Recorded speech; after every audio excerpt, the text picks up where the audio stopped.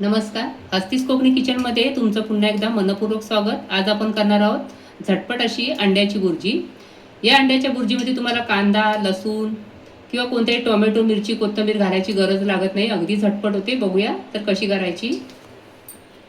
तर आमच्या कुटुंबामध्ये 4 माणसं आहेत, त्यानुसार मी 6 अंडी घेतलेली आहे. एवढी अंडी आम्हाला पुरेशी होतात बुर्जी करण्यासाठी. आता एक एक अंडा करून आपल्याला कढईमध्ये घालायचं आहे. बघूया तर इथे कढईमध्ये मी 4 मोठे चमचे तेल घेतलेले आहे 6 अंड्यासाठी. तुम्हाला हवं असेल तर कमी अधिक करू शकता तुम्ही.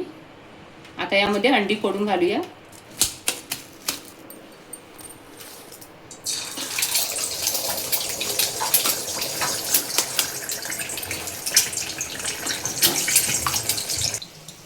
आता यामध्ये लगेच आपल्याला लाल तिखट, हळद, गरम मसाला थोडासा आणि मीठ चवीनुसार घालायचं आहे. तुमच्या आवडीप्रमाणे घाला. आणि आता हे परतवत राहायचं आहे. गॅसची आग तिथे मध्यम ठेवलेली आहे आणि एकसारखा असा हात हलवत ठेवायचा आहे आणि हे परतवून घ्यायचं आहे.